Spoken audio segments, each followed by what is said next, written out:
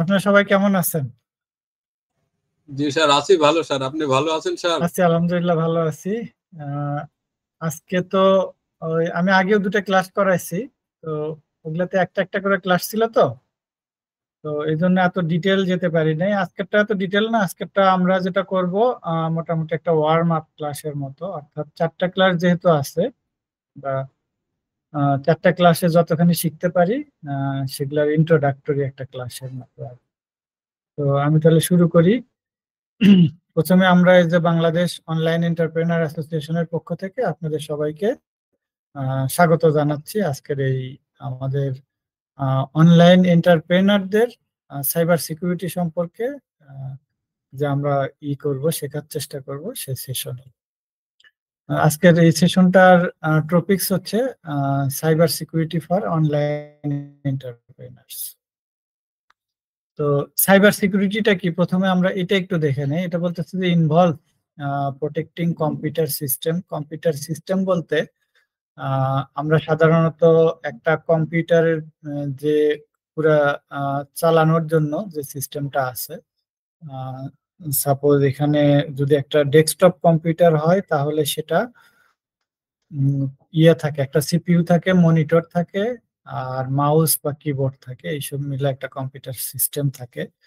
এই কম্পিউটার সিস্টেমের সঙ্গে যখন নেটওয়ার্ক যুক্ত হয় এবং ডিজিটাল ফরম্যাটে আমাদের ডাটা ট্রান্সমিশন বা ফ্লো হয়, তখন আমরা সেটাকে সাইবার। তো এখানে যে সমস্যাগুলো হয়, ডিজিটালি অ্যাটাক হতে পারে, অথবা আনএক্সপেক্টেড বা আনঅথরাইজড অ্যাক্সেস হতে পারে, ডাটা ড্যামেজ হতে পারে, ডাটা চুরি হতে পারে, ডাটা লস হতে পারে, অথবা ডাটা আনএক্সপেক্টেড আপডেট হতে পারে। তো এই জিনিসগুলা থেকে প্রোটেকশনটাই হলো আমাদের সাইবার সিকিউরিটি। এটা আমাদের অনলাইন এন্টারপ্রেনারদের জন্য কেন দরকার?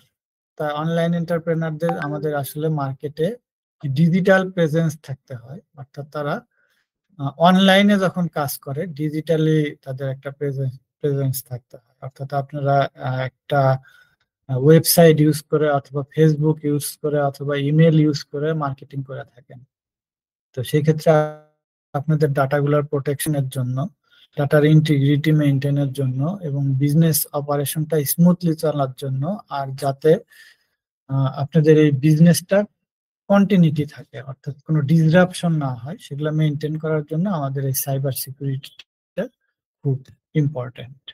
তো সাইবার সিকিউরিটির ভিতরে যে জিনিসগুলো আছে সেটা হলো ডাটা ব্রিচ যাতে না হয়, তারপরে ফিনান্সিয়াল লস বা আমরা যাতে কোনো রিস্কে না পড়ি, তারপরে আমরা কাস্টমারের কনফিডেন্স গ্রো করাই, এইসব জিনিস, এবং আমাদের বিজনেসের অনলাইন বিজনেসের যে সাস্টেনেবিলিটি এবং গ্রোথ থাকে সেটা মেনটেন করাই হলো আমাদের উদ্দেশ্য। এর আগে আপনাদের লিগ্যাল ম্যাটারে 4টা ক্লাস হয়েছে, আমরা এখন সাইবার সিকিউরিটির ম্যাটারে 4টা ক্লাস করব। তো এই 4টা ক্লাসকে আমি মোটামুটি একটা সেট করছি যাতে আমরা একটু গোছানো ভাবে সুন্দরভাবে যেতে পারি, আর এর থেকে একটু এদিক ওদিকও হতে পারে। প্রথমে যেটা আজকের ক্লাসটা সেটা হলো class number 1, introduction to cyber security for online entrepreneur. আর এটা আমি ওখানে এটা লিখছি cyber security for online entrepreneur. আপনারা যারা অনলাইনে ব্যবসা করেন তাদের জন্য যে জিনিসগুলো জানা দরকার সেগুলোই আমরা আজকে বেশিরভাগ সেকেন্ডটাতে আমরা আপনাদের বিজনেস প্ল্যাটফর্ম যেটা থাকবে সেটাকে কিভাবে সিকিউর করা যায় সেটা। আর বেসিক্যালি আমাদের এই সাইবার সিকিউরিটি মেনটেন করা মানে আপনার ডাটার আমরা যেটা বলি ইন্টিগ্রিটি, তারপরে অ্যাভেলেবিলিটি, আর হলো কনফিডেন্সিয়ালিটি। এই 3টা, মানে কনফিডেন্সিয়ালিটি, ইন্টিগ্রিটি অ্যান্ড অ্যাভেলেবিলিটি, এই 3টে মেনটেন করাই হলো আমাদের সাইবার সিকিউরিটি। তো ডাটা প্রোটেকশন করতে গিয়ে আমাদের যে প্রসেসগুলা বা যে নিয়মগুলা মানতে হয় সেই নিয়মগুলো আমরা দেখার এবং শেখার চেষ্টা করব। তারপর হলো এগুলোর জন্য কিছু নিয়ম কানুন আছে, যেমন সাইবার সিকিউরিটি অ্যাক্ট। আগে হলো ডিজিটাল সিকিউরিটি অ্যাক্ট ছিল, ওইটা আমাদের গত বছরে আপডেট হয়ে সাইবার সিকিউরিটি অ্যাক্ট হয়েছে। আর এর সাথে আরো ধরেন আইসিটি অ্যাক্ট, অথবা আইটি অ্যাক্ট অথবা আইটি সিকিউরিটি পলিসি এই সম্পর্কে জিনিসগুলোকে জানার চেষ্টা করব। করলে যেটা হবে, এটা আমরা থার্ড ক্লাসে যাব। আর ফাইনালি হলো আমাদের যদি কোনো ইনসিডেন্ট ঘটে অথবা কোনো দুর্ঘটনা ঘটে, তখন সেই দুর্ঘটনা থেকে আমরা কিভাবে বাঁচতে পারবো অথবা এটাই দুর্ঘটনা থেকে কিভাবে উদ্ধার হতে পারবো, অর্থাৎ ইনসিডেন্টকে আমরা কিভাবে এখান থেকে রিকভার করতে পারবো, সেই জিনিসগুলো আমরা ফাইনালি দেখবো। তো এই চারটা ভাবে আমরা আজকে এটাকে সাজানোর চেষ্টা করছি। আজকের আমাদের মোটামুটি খুব বেশি ডেপথে যাব না, হালকা সব একটু একটু করে দেখবো। আপনারা মোটামুটি বোঝার চেষ্টা করবেন। আর এখানে কেউ কেউ মানে এক্সপার্ট থাকতে পারেন, আমার থেকেও এক্সপার্ট থাকতে পারেন, যদি থাকেন তারাও একটু হেল্প করবেন। কাজে আমাদের তো আসলে এটা এরকম একাডেমিক কিছু না, নিজেদের বিজনেসটাকে ভালোভাবে রান করানোর জন্য আমরা এগুলো নিজেরা নিজেরা শেখার চেষ্টা করতেছি। আমি সিস্টেমের কথা বলতেছিলাম, তখন আমি কম্পিউটার সিস্টেমের কথা বললাম। আর সিস্টেম বলতে আমরা এখানে অনলাইন বিজনেসের সিস্টেম, সেটাকে যদি আমরা ডিফাইন করি, তাহলে সাইবার সিকিউরিটির ক্ষেত্রে এই সিস্টেমটাকে আমরা পিপল, প্রসেস এবং টেকনোলজি, এই তিনটা জিনিসকে দিয়ে তিনটা জিনিসের কম্বিনেশন আমরা একটা সিস্টেমকে ডিফাইন করি। এটা হলো সাইবার সিকিউরিটির যে যে ল্যাঙ্গুয়েজ আছে, সেই ল্যাঙ্গুয়েজটাকে আমরা সিস্টেমকে এইভাবে ডিফাইন করি। তো এইখানে আমি একটা জিনিস এটা আগেও দেখাইছি, যে সিস্টেম এবং সিকিউরিটি এই জিনিসটা, মানে সাইবার সিকিউরিটি সম্পর্কে পড়তে হলে এটা হলো বেসিক জিনিস, সিস্টেম কি এবং সিস্টেমের সিকিউরিটি কি। যেটা বলতেছিলাম, পিপল, প্রসেস এবং টেকনোলজি। আমরা যারা ব্যবসা করি, কাজ করি বা চাকরি করি, তাদের ক্ষেত্রে হলো কাজটা করে কে করে, যে করে সে হলো পিপল। আমরা নিজেরা করি, আমরা হলাম পিপল। আর এই কাজটা আমরা কিভাবে করি সেটা হলো প্রসেস। আর আরেকটা হলো যে কোন টেকনোলজি বা কোন সিস্টেম বা কোন প্রসেসে আমরা এটাকে ভালোভাবে করার চেষ্টা করি, সেটা হলো টেকনোলজি। তো মাঝে মধ্যেই আমাদের কিছু কথা শোনা যায় যে তুমি খুব ভালোভাবে কাজ করতে পারো না, অথবা দ্রুত করতে পারো না, অথবা সময় মতো করতে পারো না। তো আমরা যদি পিপলের সাথে প্রসেসের কম্বিনেশন ঘটাই, তাহলে সেটা স্কেলেট হয়, অর্থাৎ আমরা এই কাজটাকে সুন্দরভাবে ভালোভাবে করতে পারি। আর প্রসেসের সাথে যদি টেকনোলজির কম্বিনেশন ঘটায়, তাহলে এটা অটোমেটেড হয়। অটোমেটেড হলে যেটা হয়, আমাদের কাজটা দ্রুত হয়। আর পিপল যদি টেকনোলজির হেল্প নিয়ে কাজ করে, তাহলে সেখানে নতুন নতুন জিনিসের ইনোভেশন হয়।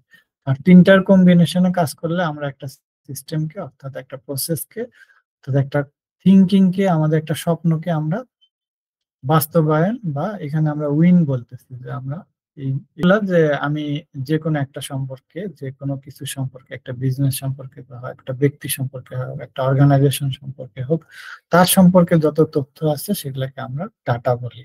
আর আমার যে রিকোয়ার্ড ডাটাগুলোকে আছে সেগুলোকে আমরা মানে প্রসেস করে, যে ডাটাগুলো আমাদের জন্য দরকার, সাপোজ একটা ব্যাংকে অ্যাকাউন্ট খুলতে হলে, অর্থাৎ অথবা একটা এনআইডি কার্ড ওপেন খুলতে হলে আমাদের কিছু স্পেসিফিক ডাটা জানা দরকার। যেমন হয়তো আমার নাম, নামের সঙ্গে পিতার নাম, মাতার নাম, বয়স, তারপরে এরকম অনেক ডাটা আছে। সাপোজ এখানে আমার হাইট লাগে না, কিন্তু হাইটও কিন্তু একটা ইনফরমেশন। তো হাইটটা আমরা ডাটার মধ্যে সবগুলো মিলে যে ডাটা হয়, এবং যে দরকারি ইনফরমেশন গুলো আমরা প্রসেস করি সেগুলোকে আমরা ইনফরমেশন বলি। তো এই ইনফরমেশন গুলো যেটা যার কাছে জানা দরকার, যেটা যার জানা দরকার, শুধু সে জানে, যদি জানে, আর অন্য কেউ যদি না জানে, অন্য যার দরকার নেই সে যদি না জানে, সেটাকে আমরা কনফিডেন্সিয়ালিটি বলতেছি। আর ইন্টিগ্রিটিটা হলো, আমি যদি ডাটা কি করি, এই ডাটাগুলোকে আমরা ইনসার্ট করি, অর্থাৎ একটা ডাটা ইনপুট দেই, অথবা মাঝে মধ্যে আপডেট করি, যে আমি ডাটা দিছি, ভুল হয়ে গেল, সিকিউরিটি বানানটা লিখলাম, এটা ভুল হয়ে গেল, যদি এটাকে আমরা আবার ঠিক করি, তাহলে সেটাকে আমরা আপডেট বলি বা চেঞ্জ বলি। আর হলো মাঝে মধ্যে এটাকে প্রসেস করি, যেমন সেভ করে ফেলি, অথবা এক জায়গা থেকে আরেক জায়গায় ট্রান্সমিশন করে, হয়তো ইমেল করে দিলাম। তো এই এই কাজগুলো আমরা করি। তো একটা হলো ইনসার্ট, একটা হলো আপডেট, আর একটা হলো প্রসেস। এই তিনটা যখন আমরা করব, কাজ করার সময় আমার যে এক্সপেক্টেড যে ডাটাটা থাকার কথা করার পরে সেই ডাটাটা যদি ঠিক মতো থাকে, অর্থাৎ প্রসেসের পরে যদি কোনো অল্টার না হয়, সঠিক থাকে, কারেক্ট থাকে, সেটাকে আমরা এই ডাটার ইন্টিগ্রিটি বলতেছি। আর অ্যাভেলেবিলিটি হলো যে যার কাছে যে ডাটাটা দরকার তার কাছে যথাসময়ে সেই ডাটাটা থাকাটাই হলো অ্যাভেলেবিলিটি। এই তিনটাকে যদি আমরা রিলায়েবল করতে পারি তাহলে আমাদের ডাটা সিকিউর থাকে।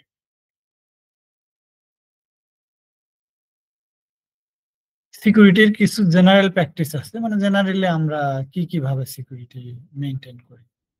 তো এই জেনারেল প্র্যাকটিসের মধ্যে সিকিউরিটি মেনটেন করতে হলে ডাটার অবশ্যই পাসওয়ার্ডের ব্যবহার থাকতে হবে, আমাদের পাসওয়ার্ড থাকতে হবে, অর্থাৎ এই পাসওয়ার্ডটা স্ট্রং হতে হবে। আমার যদি পাসওয়ার্ড দুর্বল হয় তাহলে যদি দুষ্ট চক্র মানে হ্যাকার বা ক্র্যাকাররা থাকে তাহলে তারা সেটাকে ক্র্যাক করতে পারে, অর্থাৎ হ্যাক করে পাসওয়ার্ডটাকে নিয়ে আমার সিস্টেমের মধ্যে তারা অ্যাক্সেস করতে পারবে। আর যদি স্ট্রং হয় তাহলে সেটা করা তাদের জন্য কঠিন হবে। আরেকটা আছে, এখানে আমরা বলতেছি টু ফ্যাক্টর বা অনেক সময় আমরা মাল্টি ফ্যাক্টর অথেন্টিকেশন ব্যবহার করি। সাপোজ আমি পাসওয়ার্ড দিলাম, দিয়েই কি আমি আমার ইমেইলে অথবা ফেসবুকে অথবা আমি আমার কম্পিউটারে ঢুকতে পারবো কিনা। দিলে দেখা যাচ্ছে যে আমি সাপোজ আমি আমার ফেসবুকে ঢুকতেছি, তো ঢোকার সময় ও আমাকে একটা মেসেজ পাঠিয়ে দেবে যে অমুক হলো এই ডিভাইস থেকে অমুকখানে এরকম একটা তোমার এখানে অ্যাক্সেস করতে যাচ্ছে, এটা কি তুমি? যদি আমরা ইয়েস দিয়ে দেই তাহলে সে বলবে যে সে ঢুকতে দেবে, আর যদি নো দেয় তাহলে ওটাকে সে এই ইউজারকে ঢুকতে দেবে না। তো এটা কিভাবে করি? এটা করার জন্য আমি যখন ইমেল বা ফেসবুকটা সেট করি তখন সেখানে অন্য একটা ইমেল হলে আরেকটা ইমেল অথবা নাম্বার সেট করে দেই, যে ফোন নাম্বারে আমার এই অথেন্টিকেশনটা আসলে আমি এই সিস্টেমে ওই মেসেজটাকে ওকে করে দিলেই তখন সে ওটাকে আমার ঢুকতে দেবে। তাহলে আমি একটা হলো ইউজার আইডির সঙ্গে পাসওয়ার্ড দিলাম, আর এর সঙ্গে আবার আরেকটা পাসওয়ার্ড দেওয়ার পর এটা আমি ঠিক আছি না এটা আমার ফোন বা ইমেলের মাধ্যমে এটাকে আমি অথরাইজ করে নিলাম। তাহলে এই জায়গায় আমার দুইটা ফ্যাক্টর কাজ করবে। আমি এই ফ্যাক্টর গুলো যতগুলো বাড়াবো আমার সিকিউরিটি তত স্ট্রং হবে। তো এই জন্য আমরা টু ফ্যাক্টর বা মাঝে মধ্যে মাল্টি ফ্যাক্টর বলতে যেমন পাসওয়ার্ড দিয়ে থাকি, মাঝে মধ্যে আমরা থাম্ব ইমপ্রেশন দিয়ে থাকি, অথবা আইরিস ফেস ডিটেকশন। এখন ফোনগুলো স্মার্টফোন গুলো ওপেনের ক্ষেত্রে দেখবেন যে আমাদের ইয়া থাম ইমপ্রেশন দিলে আমাদের অ্যাক্সেস করা যায়, অথবা ফেস ডিটেকশন করে অ্যাক্সেস করা যায়, ফাইনালি পিন দিয়ে অ্যাক্সেস করা যায়। তো এই যে বিভিন্ন রকমের, একটা হলো আমি আমার পিন নিয়ে একটা অ্যাক্সেস করা, একটা হলো পাসওয়ার্ড দিয়ে অ্যাক্সেস করা, একটা হলো বায়োমেট্রিক দিয়ে অ্যাক্সেস করা। এই বিভিন্ন ফ্যাক্টর গুলোকে যদি আমরা আলাদা আলাদা মানে এখানে ডিপ্লয় করি তাহলে যেটা হবে যে আমাদের এই সিকিউরিটি গুলো বাড়বে, সিকিউরিটি গুলো স্ট্রং করবে। তবে এখানে একটা কথা আছে যে আমি সিকিউরিটি যত বাড়াবো আমার সিস্টেমে ঢোকার ঝামেলাটা তত বেশি হবে। আমি যদি কোনো অথেন্টিকেশন সিস্টেম অথবা কোনো সিকিউরিটি সিস্টেম বা পাসওয়ার্ড ইউজ না করি তাহলে ইজিলি আমি অ্যাক্সেস করে যাবো।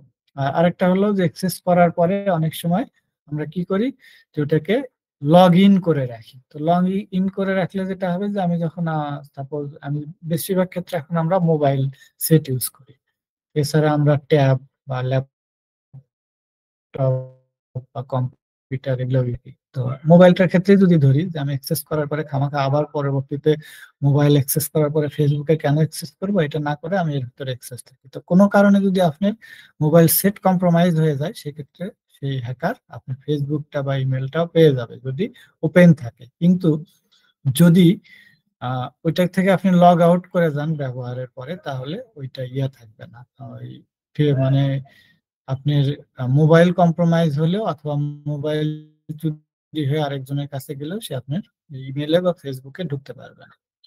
আরেকটা প্রসেস হলো যে আমাদের এই সিস্টেম গুলা, যেমন মাঝে মধ্যে দেখবেন আপনার অ্যান্ড্রয়েড বা আইওএস বা এই ফোনগুলা যেগুলা আছে এগুলার সফটওয়্যার বা সিস্টেমের আপডেট চায়।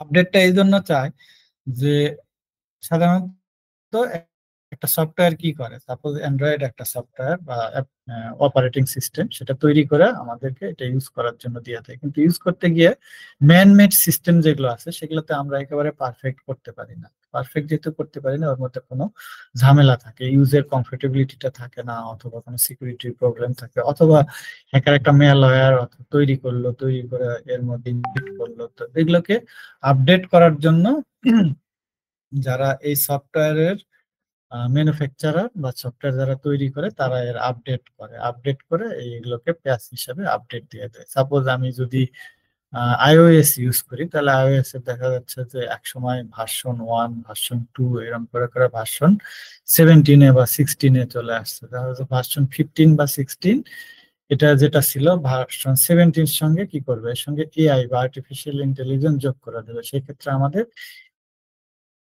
টেকনোলজিটা ইউজের জন্য আমরা ক্যাপেবল হব, অথবা তাদের যদি কোনো সমস্যা থাকে সেই সমস্যাগুলো আপডেট করে তারা এই পরবর্তী ভার্সনে দিয়ে দেয়। আর এছাড়াও এরপরে আমরা কি করি, install and maintain security software, যেমন আমরা অ্যান্টিভাইরাস ইউজ করি, অথবা এক্সডিআর, অথবা আমরা ইডিআর এইসব ব্যবহার করি। আর আরেকটা সিকিউরিটি মেইনটেইনের, এগুলো হলো সব জেনারেল মানে নিয়ম কানুন, যেগুলা দিয়ে আমরা আমাদের সিস্টেমকে সিকিউর রাখতে পারি। রেগুলার ব্যাকআপ, সাপোজ আমরা একটা ল্যাপটপ ইউজ করি, অথবা আমরা অনেক সময় মোবাইল ইউজ করেও কাজগুলো করি। তো ল্যাপটপ ইউজ করার ক্ষেত্রে এই ল্যাপটপটা আমাদের কম্প্রোমাইজ হয়ে হয়ে যেতে পারে, অর্থাৎ হ্যাকার হ্যাক করতে পারে, র্যানসমওয়্যার অ্যাটাক হতে পারে, অথবা ফিশিং অ্যাটাক হতে পারে। সাপোজ র্যানসমওয়্যার অ্যাটাক হয়ে আমার ল্যাপটপটা আরেকজনের দখলে চলে গেল, তখন সে আমার যে ইংলিশ ল্যাঙ্গুয়েজ বা বাংলা ল্যাঙ্গুয়েজ আছে এর ভিতরে এই ল্যাঙ্গুয়েজ গুলাকে আমাদের ইসরায়েলি ল্যাঙ্গুয়েজে কনভার্ট করে দিয়ে দিল। এই জন্য বলতেছি ইসরায়েলের ল্যাঙ্গুয়েজটা আছে হিব্রু, আমরা অনেক সময় বলি হিব্রু ভাষায় কনভার্ট করে দিয়ে দিল। অর্থাৎ আমি এবিসিডি এরকম কিছু না দেখে শুধু স্পেশাল ক্যারেক্টার দেখতেছি। তো সেই ক্ষেত্রে ওটা আমার আর কোনো কাজে লাগবে না। এটাকে কাজে লাগানোর ক্ষেত্রে কি করতে পারি, সে তখন বলবে কি যে আমাকে এত কয়েন, এত ইয়ে দাও, এত ডলার দাও, অথবা তার বিটকয়েন যেতে পারে, অথবা ক্রিপ্টো কারেন্সির মাধ্যমে তারা এগুলো ইয়ে করতে পারে। এই কি জানি বলে এগুলো হলো, উম, তারা এই আপনাদের কাছ থেকে মানে টাকা চাইতে পারে, টাকা নিয়ে আপনাকে একটা নির্দিষ্ট পরিমাণ টাকা নিয়ে তারা এটাকে খুলে দিতে পারে। হৃদয় কি ঠিক আছে, মানে প্রেজেন্টেশন ঠিক মতো দেখা যাচ্ছে? দেখা যাচ্ছে। আচ্ছা, জি ঠিক স্যার, ঠিক আছে, আছে। ঠিক আছে। না তো এই জন্য আমরা এটা রেগুলার ব্যাকআপ রাখলে যেটা হয়, সাপোজ কোনো একটা ল্যাপটপে আমার র্যানসমওয়্যার অ্যাটাক হলো, তখন আমি তার এটাকে অ্যাকসেপ্ট না করা সবগুলোকে আমি ইয়ে করে দিলাম, মানে ফ্যাক্টরি সেটিং বা আপডেট করে দিলাম, দিয়ে নতুন করে সফটওয়্যার ইনস্টল করে আমার যে ব্যাকআপ ছিল সেই ব্যাকআপ থেকে আমি আমার ডাটা নিয়ে নিলাম, নিয়ে অপারেশন করলাম। তাহলে সেই ক্ষেত্রে আমার ওই র্যানসমওয়্যার অ্যাটাক থেকে আমাকে রিকভার করতে পারলাম এইভাবে। আর এই ঝামেলায় হয় যখন আমরা ইন্টারনেট ইউজ করি, কিন্তু আসলে অনলাইন বিজনেস করতে গেলে তো আমাদের ইন্টারনেট ইউজ ছাড়া কোনো উপায় নাই। এই জন্যই এই যতগুলো ঝামেলা হয়, অর্থাৎ সাইবার অ্যাটাকের যত রকমের শিকার হয় সবগুলাই এই ইন্টারনেটের মাধ্যমে বা অনলাইনের মাধ্যমে আসে।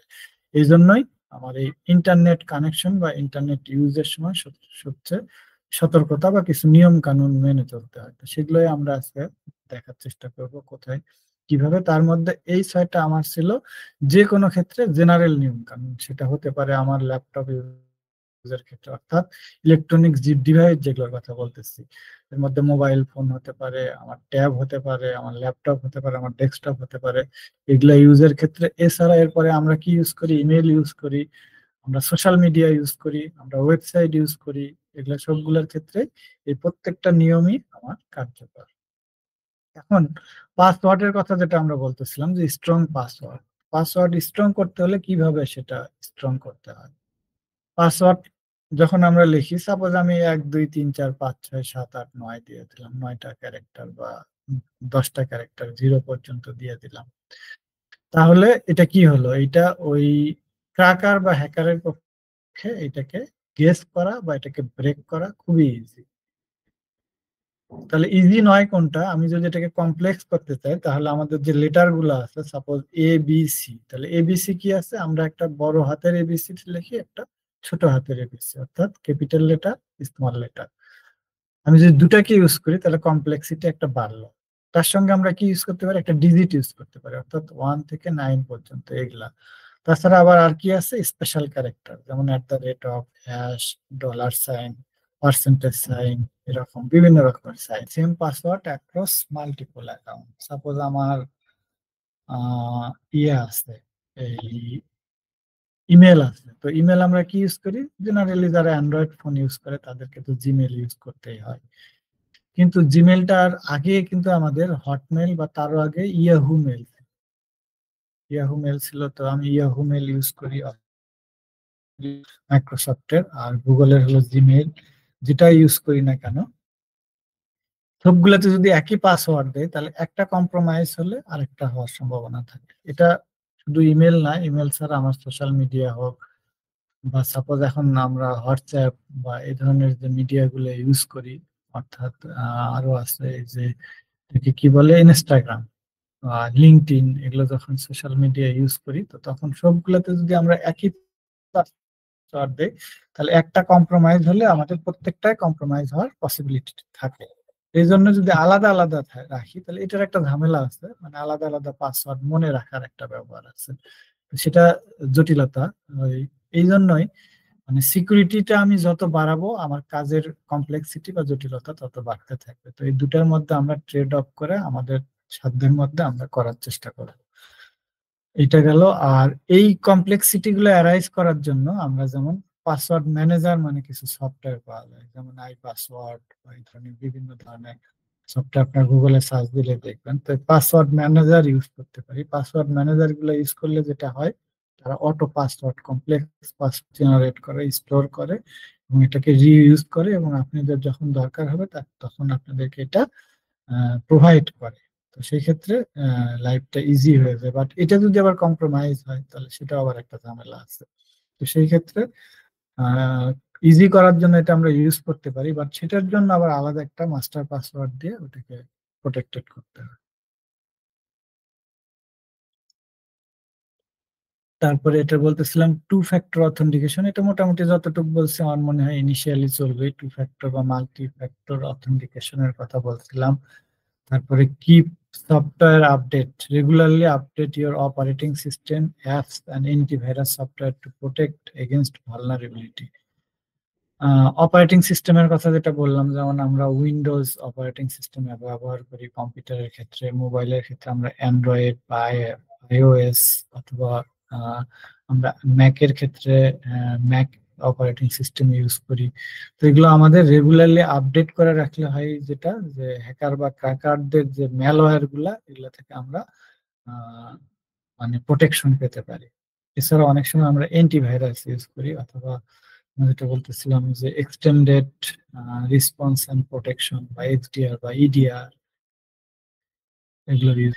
তো এগুলা ইউজ করার পরে আমি যদি একবার ইনস্টল করে রেখে দেই তাহলে যেটা হবে যে এটা ইনস্টলের পরে যে ম্যালওয়্যারটা তৈরি হয়েছে সেটাকে সে প্রোটেক্ট করতে পারবে না। এই জন্য লেটেস্ট অ্যান্টিভাইরাস সফটওয়্যার রাখা দরকার, অর্থাৎ অ্যান্টিভাইরাস সফটওয়্যার ইনস্টলের পরে সেটাকে আবার রেগুলারলি আপডেট রাখা উচিত। কারণ সে আপডেট রাখলে সে হবে কি, এই ম্যালওয়্যার গুলাকে সে প্রোটেকশনের জন্য আপডেট করে, ওই যখন যে ম্যালওয়্যারটা তৈরি হয় সেটাকে প্রোটেক্ট করার জন্য ও আবার একটা আপডেট তৈরি করে। আপডেট করে ও করে মানে ওর যে ম্যানুফ্যাকচারার আছে সে করে আমাদেরকে আপডেট দেয়। তাহলে এগুলো আপডেট রাখলে আমরা এই ম্যালওয়্যার গুলা থেকে প্রোটেকশন পেতে পারি।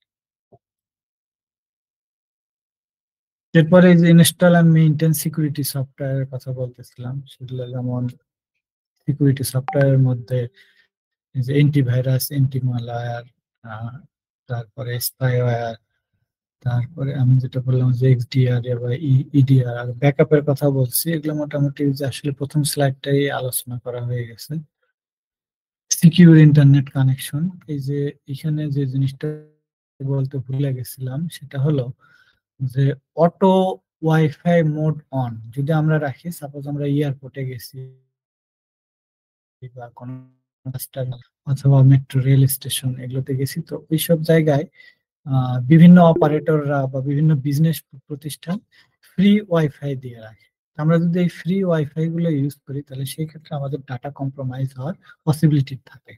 ওই জায়গায় ফ্রি ওয়াইফাই ব্যবহারের ক্ষেত্রে দেখবেন যে অনেক ক্ষেত্রে আমাদের কিছু ইনফরমেশন নেওয়া যায়। অর্থাৎ আমি ঢুকতে যে যাব তখন সে আমার নাম অথবা মোবাইল নাম্বার অথবা আমার ইউজার আইডি, সে একটা পাসওয়ার্ড চাই, সেই জিনিসগুলো যে ইনফরমেশন গুলো ওখানে ইনপুট করব সেগুলো যে আমাকে এটা প্রোভাইড করছে তার হাতে চলে যেতে পারে, সেই ক্ষেত্রে আমাদের কম্প্রোমাইজ হওয়ার সম্ভাবনা থাকে। তো এই জন্য ওয়াইফাই যদি আমরা ফ্রি বা ওয়াইফাই ইউজ করে অনেক সময় করতে হয়, তখন আমরা ভার্চুয়াল প্রাইভেট নেটওয়ার্ক অথবা এই ভিপিএন দিয়ে যদি আমরা ইউজ করি তাহলে এখানে সিকিউরিটি এনশিওর হতে পারে। কিন্তু প্রথমত আমরা এটা সম্ভব হলে অ্যাভয়েড করেই চলবে। ফ্রি আমরা ওয়াইফাইটা নিলে এই ঝামেলাগুলো হতে পারে, কিন্তু যেখানে একদম এটা ছাড়া আমার চলতে ইচ্ছে না বা হচ্ছে না, এখন লাগবে এমার্জেন্সি, সেক্ষেত্রে আমরা ইউজ করার ক্ষেত্রে ভিপিএন ইউজ করবো। আর তা না হলে যেটা হবে, আমার এই রিস্কটাকে অ্যাভেল করতে হবে, করে আমরা এটাকে ইউজ করতে হবে।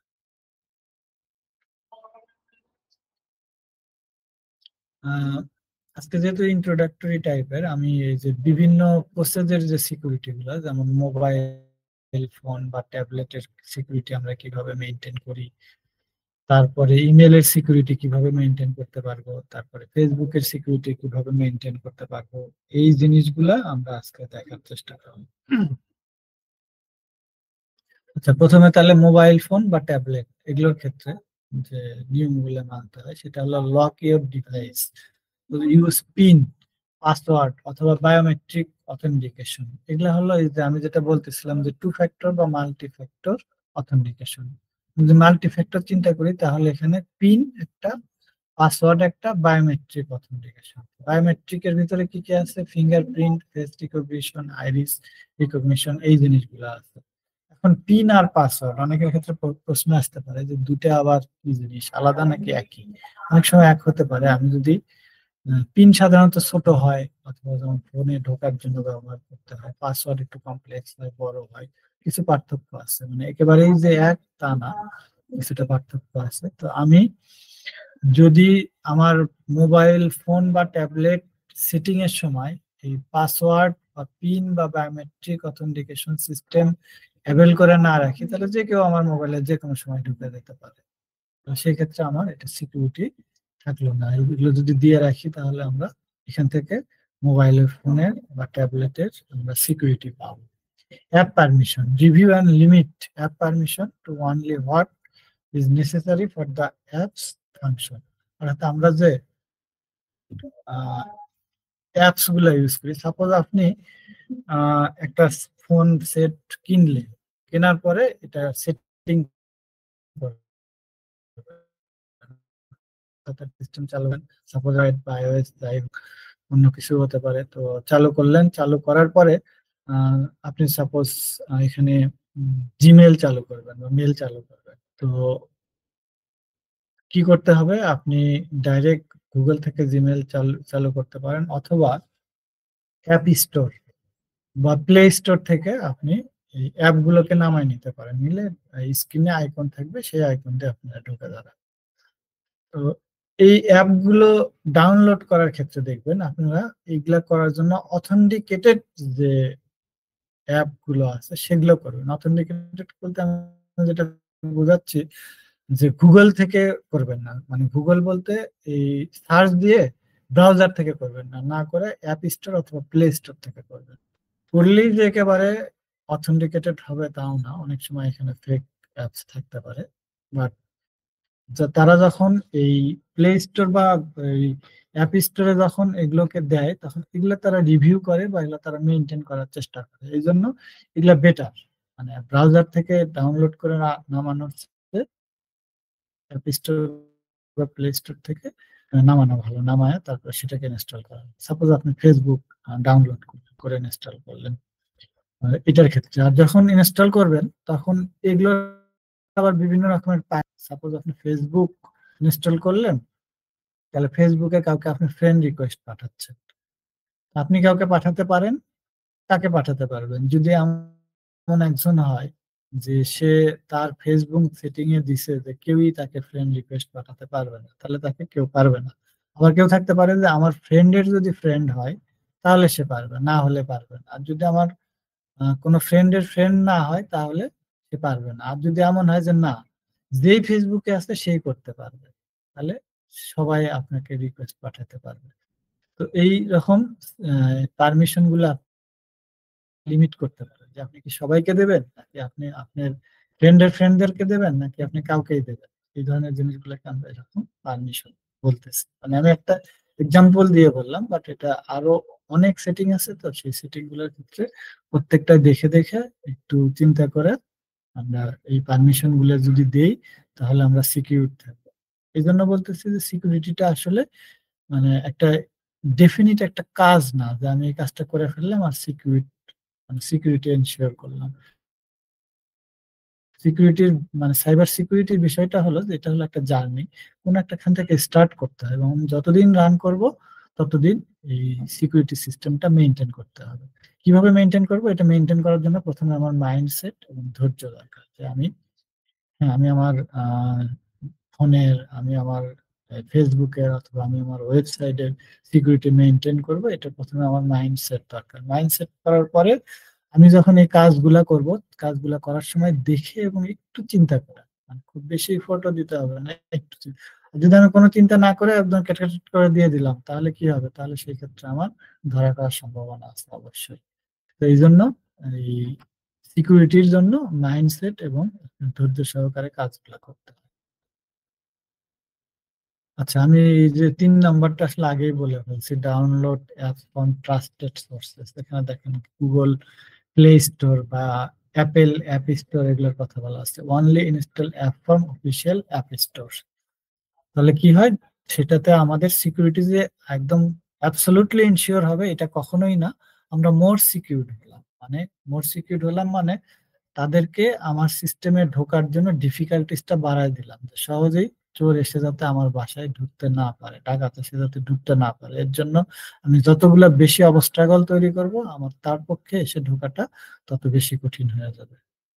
ইনেবল রিমোট ওয়াইফ, এটা হলো set up a remote wipe feature to erase your device data if it's lost or stolen.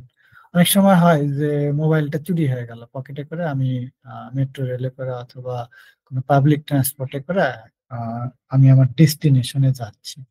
তাহলে যাওয়ার ক্ষেত্রে আমার পকেট থেকে বা হাত থেকে পড়ে যেতে পারে বা চুরি হয়ে যেতে পারে, আমার মোবাইল ফোনটা কোনোভাবে চুরি হয়ে যায়, আপনি টেবিলে রাখছেন সেখান থেকে এসে কেউ নিয়ে যেতে পারে। তো নিয়ে গেলে কি হবে, সে যদি কোনোভাবে আপনার ফোনে ঢুকতে পারে, তাহলে আপনার ফোনের যত ডাটা আছে সব পেয়ে যাবে। আপনার ফেসবুক ওপেন আছে, আপনার ইমেল ওপেন আছে, আপনার অনেকগুলো ফটো আছে, আপনার প্রাইভেট ফটো আছে, আপনার ফ্যামিলির ফটো আছে, সেগুলো সব পেয়ে যেতে পারে। তো সেই ক্ষেত্রে কি করবেন, সেই ক্ষেত্রে এই অপশনটা ইনেবল রিমোট ওয়াইপ, এটা হলো অ্যান্ড্রয়েডের ক্ষেত্রে একরকম, ফেসবুক সরি এই অ্যাপেলের ক্ষেত্রে আরেক রকম। তো এই ওয়েব সেটিংটা যদি যেমন অ্যাপেলের ক্ষেত্রে যদি হয়, তাহলে মাই আই ফাইন্ড মাই আইফোন এরকম একটা অপশন আছে। ওইখানে গিয়ে আমি যদি এটাকে ইনেবল করে রাখি, তাহলে কি হবে, আমি আমার আইক্লাউডে গিয়ে যে কোনো ডিভাইস থেকে, সাপোজ আমি এখন ল্যাপটপ ইউজ করতেছি, আমার আইফোনটা চুরি হয়ে গেল অথবা আমার অ্যান্ড্রয়েড ফোনটা চুরি হয়ে গেল, তাহলে আমি গুগল স্টোর থেকে, আর আইফোন হলে আইক্লাউড থেকে আমি ঢুকে এই যে অপশনটা ছিল এখান থেকে আমি আমার মোবাইলের ভিতরে সমস্ত ডাটা ডিলিট করে দিতে পারবো, অর্থাৎ ফ্যাক্টরি সেটিং এ। অর্থাৎ আমি প্রথম যে ফোনটা কিনছিলাম তখন যে অবস্থায় ছিল আমি সেই অবস্থায় মানে সবকিছু ডিলিট করে সেই অবস্থায় নিয়ে যেতে পারবো। এটা হলো এই অপশন। যদি এমার্জেন্সি এইরকম কখনো দরকার হয়, তাহলে আমরা এইভাবে মোবাইলের এই সিকিউরিটি অপশনটা ইনেবল করে রাখলে আমি এই জিনিসগুলা থেকে সিকিউরিটি ইনশিওর করতে পারবো। এরপরে আছে be caution with links and attachment, very important. মানে এই আপনারা, আমি জানি না কেউ যদি এরকম কখনো দেখেন যে আপনাদের ইমেল অথবা ফেসবুক অথবা মোবাইল হ্যাক হয়েছে, তাহলে এটার মেজর যে কারণগুলো, মোর দেন 90% কারণই হলো এই লিঙ্ক এবং অ্যাটাচমেন্টে ক্লিক করা, এই লিঙ্কে ক্লিক করা। মানে খুব সুন্দর একটা অ্যাট্রাকটিভ কেউ পাঠাচ্ছে, একটা বার্থডে উইশের মতো একটা আপনাকে খাম পাঠিয়ে দিয়েছে, অথবা বলে দিল যে আরং আপনাকে এই ভাউচারটা দিচ্ছে, অথবা আপনি উম, যে ট্যাক্স দিছিলেন সেই ট্যাক্সটা ভুল হয়ে গেছে, রিটার্ন পাবেন যদি এখানে ঢুকে ইনফরমেশন গুলো দেন। অথবা আপনার আহ অমুক কোম্পানি বা সিটি ব্যাংক কি করছে যে আপনার কার্ডে এত টাকা রিটার্ন করবে যদি আপনি এখানে ঢুকে এরকম। এই তো ওই লিঙ্কে ক্লিক করলেন, করার পরে কি হলো, ওই যে যে হ্যাকার বা ক্র্যাকার সে একটা ম্যালওয়্যার দিয়ে রাখছিল, সেই ম্যালওয়্যারটা কি করবে, আপনি ওখানে যে ইনফরমেশন গুলো দিচ্ছেন সেটা তার এন্ডে গিয়ে জমা হবে। জমা হলে কি হবে, সে আপনার ইউজার আইডি এবং পাসওয়ার্ড, নাম, আপনার সব গোপন তথ্যগুলো পেয়ে যাবে এবং এই ইউজার আইডি পাসওয়ার্ড ইউজ করে আপনার ফেসবুক বা আপনার মোবাইল বা আপনার ইমেলের অ্যাক্সেস নিয়ে নিতে পারবে। তো এই জন্য এই লিংক এবং অ্যাটাচমেন্টে ক্লিক করার আগে আপনি প্রথমে এনশিওর হয়ে নেবেন যে যার কাছ থেকে আসছে সেই সোর্সটা আপনার জানা কিনা, সে আপনার পরিচিত কিনা। অথবা মনে হচ্ছে যে সোর্সটা জানা, কিন্তু আসলে সে কি করছে, যে যে হ্যাকার আছে সে কাছাকাছি, যেমন আমরা একটা বলে থাকি বাটা বা রাটা, সে আসলে আপনি বাটা মনে করছেন কিন্তু সে বাটা লেখেন, গাটা লেখে, লিখে আপনাকে পাঠাচ্ছে। তো এই জিনিসগুলো কেয়ারফুলি খেয়াল করতে হবে, খেয়াল করে দেখতে হবে যে সোর্সটা ঠিক আছে কিনা। সোর্স ঠিক না থাকলে আপনি কি করবেন, অথবা সন্দেহ হচ্ছে যে আপনার ফ্রেন্ড অমুক, যেমন হৃদয় আমাকে এটা পাঠাইছে, তো আমি সন্দেহ হচ্ছে, কি করবো, হৃদয়কে আমি একটু ফোন করে জানাই, জানলাম হৃদয় তো আপনি কি আমাকে এরকম একটা ইমেইলের সঙ্গে এরকম অ্যাটাচমেন্ট পাঠিয়েছেন, যদি ঠিক থাকে তাহলে আমি করলাম, সন্দেহ হলে আমি হৃদয় তাহলে বলে দেবে যে না আমি তো এরকম পাঠাইনি, তখন ওইটাতে আমার যাওয়ার দরকার নেই, একবারে ডিলিট করে দিতে হবে।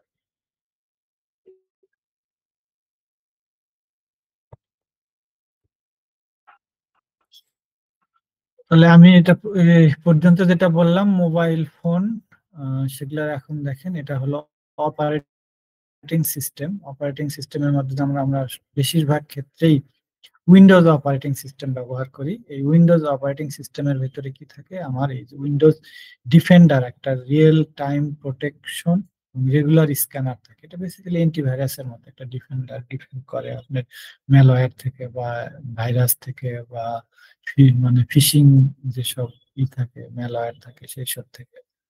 তাহলে এটা যদি এনেবল করে রাখা হয় তাহলে সেক্ষেত্রে সে আমাদেরকে কন্টিনিউয়াস প্রোটেকশন দিয়ে যাবে। তারপরে বিট লকার উইন্ডোজে একটা ফিচার আছে যেটা ইনক্রিপ্ট করে রাখে। যেমন আমার এখানে লেখাগুলো কি আছে, ইংলিশে আছে, security measures for operating system, মানে আমি পড়তেছি উইন্ডোজ, উইন্ডোজ ডিফেন্ডার এরকম পড়তে পারতেছি। তো এই বিট লকার দিয়ে যদি আপনি ইনক্রিপ্ট করে রাখেন তাহলে ওই লেখাগুলো এইরকম থাকবে না, আপনার সবগুলো স্পেশাল ক্যারেক্টার বা আনরিডেবল একটা ফর্মে চলে যাবে। তো কেউ যদি আপনার সিস্টেমকে কম্প্রোমাইজ করে ফেলে অথবা তার দখলে নিয়ে নেয়, নেওয়ার পরে সেটা ওপেন করার পরে যদি ইনক্রিপ্টেড ফর্মে পায় তাহলে এরকম পড়তে পারবে না যে সিকিউরিটি মেজার কি, বা যদি সে না পড়তে পারে সে তখন আপনি সেই তথ্যগুলো পাবে না, না পেলে সেটা তার কোনো কাজে লাগবে না, এবং তার কাজে লাগবে না মানে সে আপনার কোনো ক্ষতি করতে পারে। তো এই জন্য বিট লকার দিয়ে আমরা যে সেন্সিটিভ ইনফরমেশন গুলো থাকে সেগুলোকে আমরা এনক্রিপ্ট করে রাখি।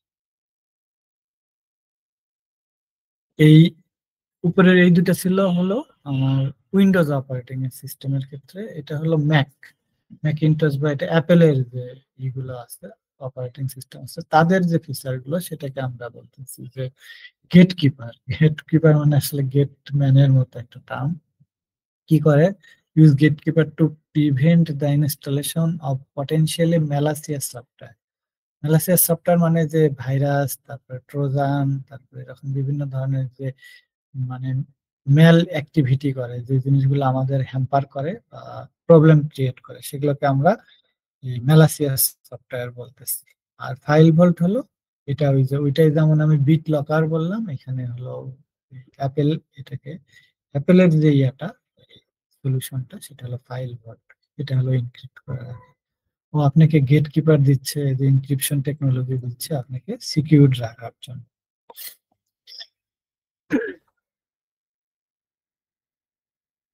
আচ্ছা, best practice for online security. যেহেতু আমরা অনলাইন, আমরা এখানে যারা যাদেরকে নিয়ে কাজ করি তারা অনলাইন এন্টারপ্রেনার,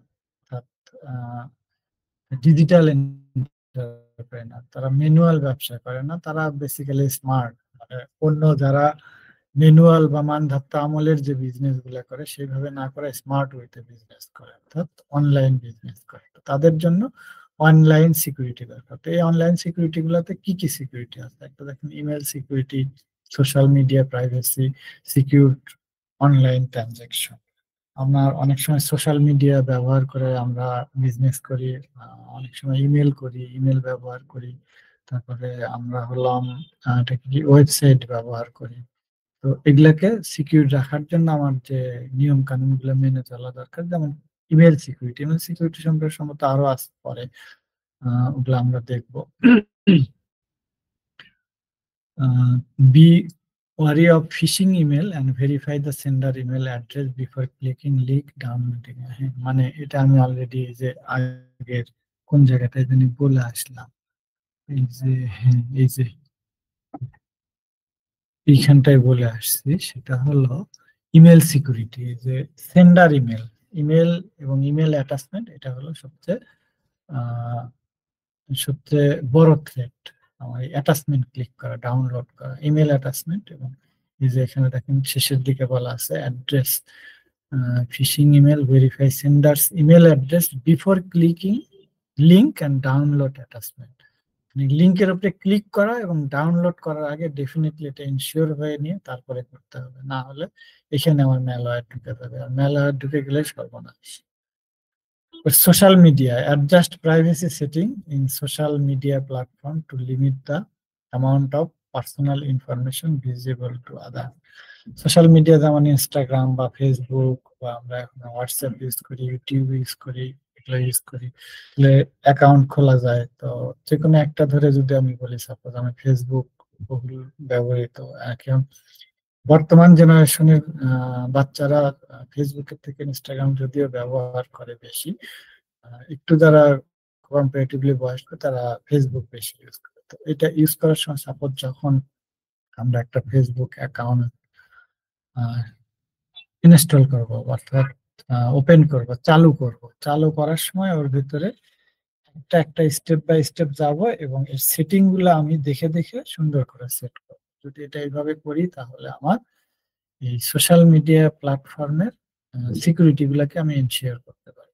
তারপর আমি একটা এক্সাম্পল দিচ্ছি যে আমাকে ফ্রেন্ড রিকোয়েস্ট কে করতে পারবে। তারপর আমি ইউজার আইডি এবং পাসওয়ার্ড দিয়ে ঢুকলাম।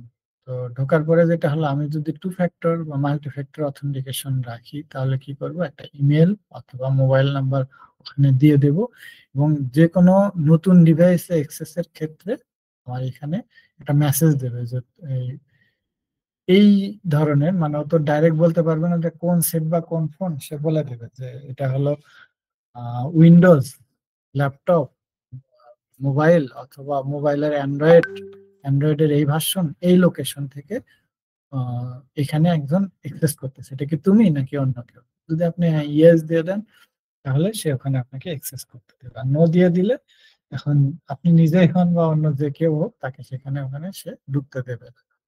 তো এই মিডিয়া প্রাইভেসি গুলো মেনটেন করে যদি আমরা এটাকে রাখতে পারি তাহলে যেটা হবে, আমাদের এটা সিকিউর ইনশিওর হবে। তারপর সাপোজ আপনি একটা জামা বা কাপড় বিক্রি করতেছেন, ফেসবুকে আপনি একটা জামার ছবি দিচ্ছেন এবং ওইটা কেউ যদি কিনতে চায়, সাপোজ 1,000 টাকা, ওটা কিনে নিয়ে যাবে, নিলে আপনার কি করতে হবে, পেমেন্ট করতে হবে। তো একটা হলো ক্যাশ অন ডেলিভারি পেমেন্টের অপশন থাকে, অথবা কেউ আপনাকে বিকাশে পেমেন্ট করতে পারে, অথবা একটা ক্রেডিট কার্ড বা ডেবিট কার্ড দিয়ে পেমেন্ট করতে পারে। তো এইসব যখন পেমেন্ট করবে বা করবেন, আপনারাও করতে পারেন, করার সময় দেখবেন যে আছে, অর্থাৎ উপরে যে অ্যাড্রেসটা আছে ওই অ্যাড্রেসটার ওখানে এইচটিটিপিএস, এই এস কথাটা যেটা আছে এইটা, বা এখানে একটা ছবি, এটা সেটা একটু দেখাতে পারলে ভালো, আমি পরের ক্লাসগুলোতে এগুলো ডিটেল ছবি দিয়ে দেখাই দেবো। সিকিউরিটি, এটা অর্থাৎ এইচটিটিপিএস সিকিউর শেল, অর্থাৎ সিকিউর চ্যানেল দিয়ে যদি আমি ট্রানজেকশন করি, অর্থাৎ এইচটিটিপি থাকলে করবেন না, এইচটিটিপিএস থাকলে করবেন, অথবা এইচটিটিপিএস থাকলে ওইখানে এই ইয়া থাকবে, একটা তালার ছবির মতো ছবি থাকবে, ওই ছবিটার তালাটা যদি লক থাকে তার মানে আপনার সিকিউর, আর যদি তালাটা ওপেন থাকে তাহলে আপনি সিকিউর না। অনলাইন ট্রানজেকশনের ক্ষেত্রে এই এসটাকে আপনারা খেয়াল করবেন। ফিজিক্যাল সিকিউরিটি, আবার সাপোজ আমার একটা ল্যাপটপ আছে, আমি ল্যাপটপটা সবসময় আমার সঙ্গে রাখি, ফোনটাকেও রাখি, ফোনের ক্ষেত্রেও হয়, মানে মোবাইল ডিভাইস, যেগুলো মোবাইল ডিভাইস বলতে ফোন, ট্যাব, ল্যাপটপ, এগুলো। সাপোজ আমি গাড়িতে করে ল্যাপটপ নিয়ে গেলাম, তো তো যাওয়ার পথে ল্যাপটপটা আমি পাশের সিটে রাখছিলাম, ওইটা ওখানে রেখে যে অফিসে ঢুকবো বা যাবো গাড়ি পার্কিং করে ওখানে চলে গেলাম। তাহলে কি হবে, ল্যাপটপটা দেখা যাবে যে বাইরে থেকে কাজ দিয়েছে, ওই যে ভিতরে একটা ল্যাপটপ আছে। একজন কি করতে পারে, আপনি গাড়ি যদি লক না থাকে তো খুলে নিয়ে যাবে, আর যদি লক থাকে তাহলে ওই যে গ্লাস দিয়ে দেখা যাচ্ছে, গ্লাসটা একটা বাড়ি দিয়ে ভেঙে ল্যাপটপটা বের করে নিয়ে চলে যাবে। তো এটাকে আপনি কিভাবে সিকিউর রাখতে পারেন, এটা করতে পারেন কি, আপনি যে ব্যাগ ডালা আছে ওইখানে তো গ্লাস যদি না থাকে, কোনো গাড়িতে থাকতে পারে, কোনো বেশিরভাগ গাড়িতে, আগের গাড়িগুলোতে যেমন ছিল না বা অনেক গাড়িতে নাই, তাহলে ব্যাগ ডালায় রেখে যেতে পারেন, অথবা এমন ভাবে রেখে যাবেন যেটাতে আপনার দেখা যাবে না। অর্থাৎ যতটা সম্ভব আমি আমার ফিজিক্যাল সিকিউরিটি মেনটেন করার চেষ্টা করলাম। তাহলে সেটা যেটা হয় যে, এটা যদি কমপ্লেক্সিটি তাদের জন্য, মানে যারা আমাদের প্রবলেম ক্রিয়েট করবে তাদের জন্য আমি কমপ্লেক্সিটি ক্রিয়েট করে দিলাম।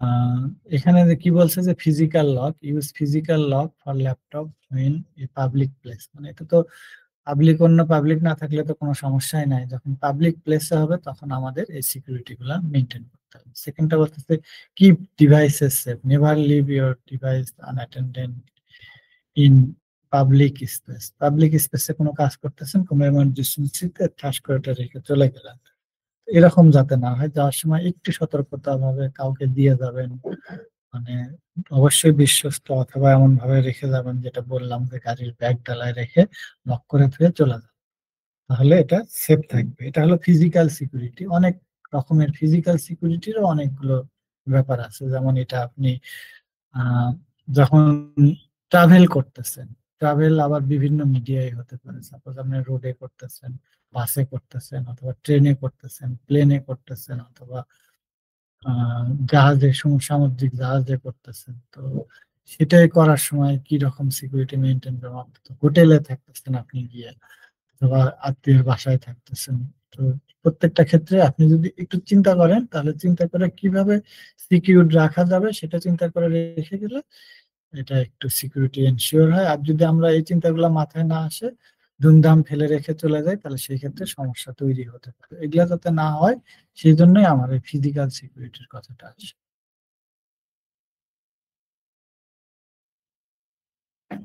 এতক্ষণ আমরা ডিভাইসের সিকিউরিটির কথা আলোচনা করলাম, এখন আসতেছে আমরা ইমেল অ্যাকাউন্টের সিকিউরিটি। ইমেল অ্যাকাউন্টের সিকিউরিটির ক্ষেত্রে আহ, এই যে এই জিনিসটা খুবই কমন, সব ক্ষেত্রে আসবে, সেটা হচ্ছে ইউজ স্ট্রং ইউনিক পাসওয়ার্ড।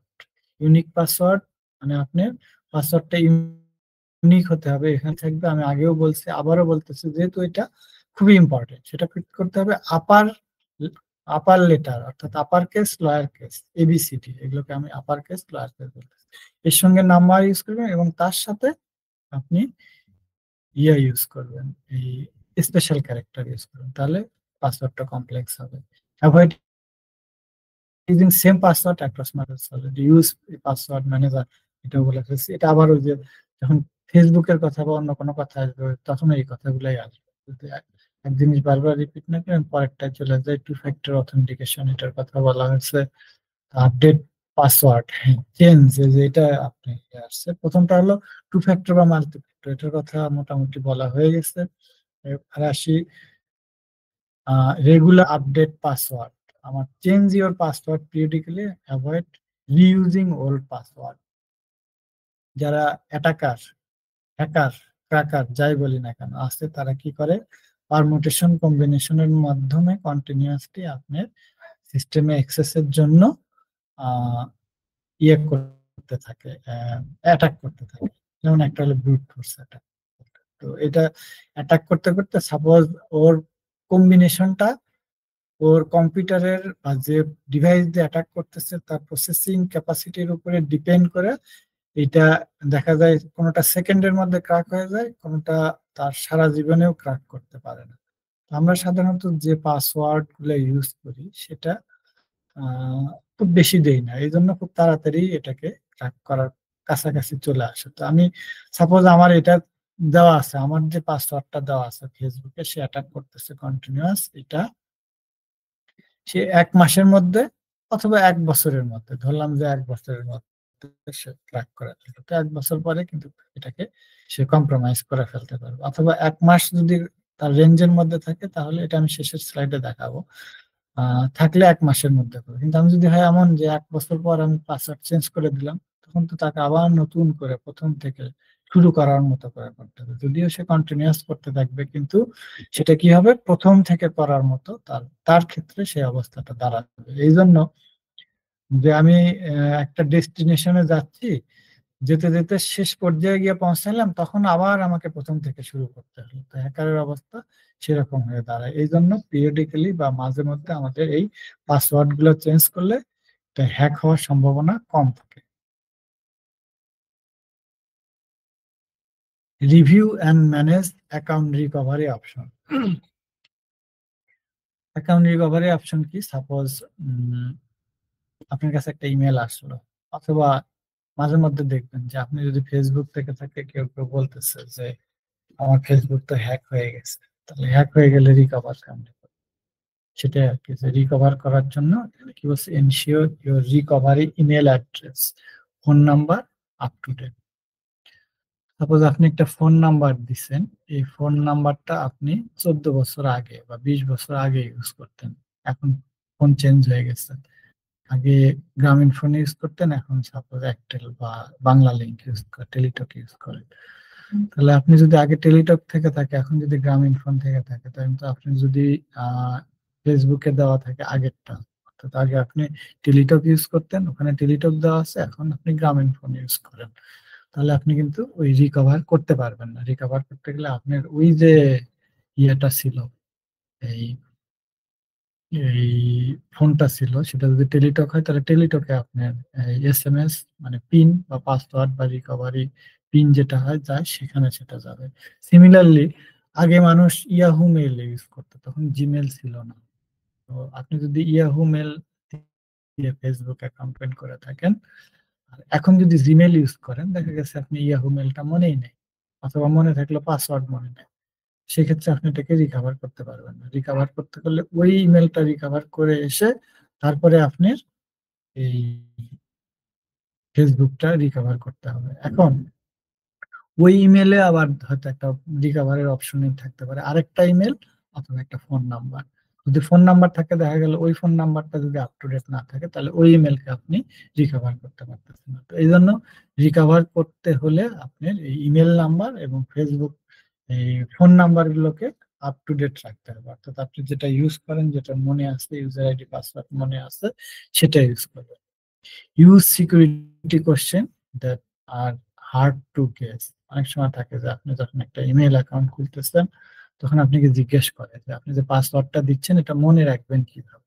একটা প্রশ্ন করে যে আপনার জন্মদিন কবে, অথবা আপনার ওয়াইফের নাম কি, অথবা আপনার ফার্স্ট গার্লফ্রেন্ডের নাম কি, অথবা আপনার বাসার নাম্বার কত, অথবা আপনার মোবাইল নাম্বার কত। এগুলো একটা কোশ্চেন থাকে, এবং সেই কোশ্চেন অনুযায়ী আপনি যে পাসওয়ার্ডটা দেবেন, সেটা তার সঙ্গে রিলেটেড দেবেন, যাতে ভুলে গেলে মনে হয় ও আচ্ছা ঠিক আছে, আমি তো ওই জায়গার নামে দিছিলাম, অর্থাৎ আমার যেখানে জন্ম হয়েছে মানে হয়েছিল, সেই আমার জন্মের প্লেসের নামে আমি আমার পাসওয়ার্ড দিচ্ছি। তাহলে কোশ্চেনটাকে ওইভাবে সেট করবেন।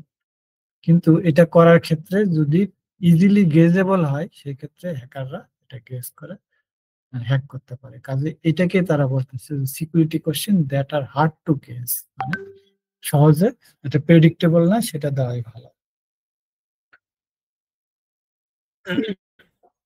এরপরে আছে be caution with link and attachment. এটা বলে ফেলছি অলরেডি, লিঙ্ক এবং কেশন বলে ফেললো। আবারও বলতেছি যে যত অকারেন্স ঘটে সবগুলা এইটার মাধ্যমে, সব না মানে অলমোস্ট সবগুলাই এই সিস্টেমে ঘটে, লিঙ্ক এবং অ্যাটাচমেন্টের মাধ্যমে।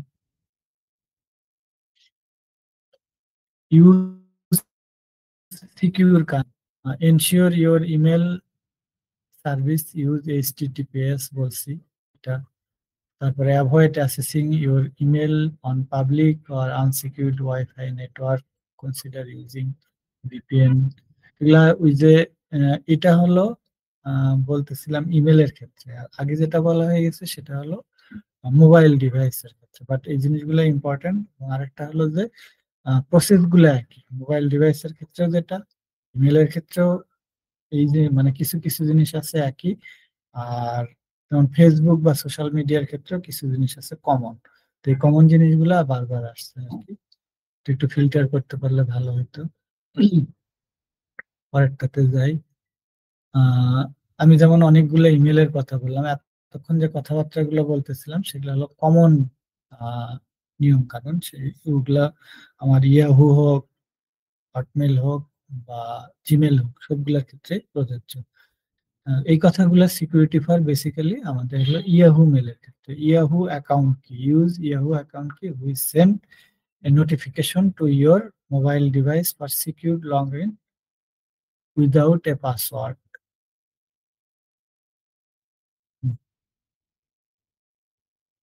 তাহলে আমি যদি এই ইয়াহু অ্যাকাউন্ট কি ইউজ করি তাহলে কি হবে, যে নোটিফিকেশন পাঠাবে আপনি মোবাইলে, এই যেটা ছাড়া আপনি ওইটাতে কেউ ঢুকতে পারবে না। সাপোজ আপনি কেউ আপনার ইমেলকে কম্প্রোমাইজ করে ফেলে, কিন্তু ওইটা যদি এই অ্যাকাউন্ট কি ইউজ করেন তাহলে ওইটা আপনি মোবাইল ডিভাইসে না পেলে সে ওইটাতে অ্যাক্সেস করতে পারবে না। অর্থাৎ এটা আরেকটা লেয়ার দিয়ে দিলেন। রিভিউ অ্যাকাউন্ট অ্যাক্টিভিটি, ওইখানে দেখবেন যে গেলে সেটিং এ, ইমেলে গেলে সেটিং এ অ্যাক্টিভিটি লগ পাবেন, regularly check your account activity. আসলে এগুলো বলতেছি এই জন্য যে আমরা অনেকে হয়তো জানিও কিন্তু করা হয় না, ইভেন অনেক ক্ষেত্রে আমার নিজেরাও করা হয় না, অ্যাক্টিভিটি লগ চেক করা হয় না। যদি করেন তাহলে দেখা যাবে যে আপনি কি কি করছেন সেগুলো ওখানে লেখা আছে, অ্যাক্টিভিটি লগ গুলো। কোনোটা যদি মনে হয় যে না এটা তো আমি করি নাই, আবার করে ভুলে গেলে একটু সমস্যা। তো সেই ক্ষেত্রে মনে থাকতে হবে যে আপনার অ্যাক্টিভিটি গুলো, আপনি যে কাজগুলো করছেন সেটার সাথে সবগুলো ম্যাচ করে। যদি ম্যাচ না করে তাহলে সেক্ষেত্রে এটা সমস্যা আছে, এটা বুঝতে হবে, সেটাকে আপনার সাসপিসিয়াস ধরে নিতে হবে। অর্থাৎ আপনি করেন নাই, অ্যাক্টিভিটি লগে গিয়ে দেখলাম সেই রকম অ্যাক্টিভিটি, তখন আপনার ব্যবস্থা নিতে হবে, অর্থাৎ পাসওয়ার্ড চেঞ্জ করে দিতে হবে। Set up recovery information, ensure your recovery phone number and email address are up to date to recovery your account. Security for Hotmail, এটা গেল হলো ইয়াহু মেল। ইয়াহু মেল এটা হলো হটমেল, আউটলুক এটা মাইক্রোসফটের, এরপর একটা আছে জিমেল, ওটা হলো গুগলের মাইক্রোসফট অথেন্টিকেশন অ্যাপ।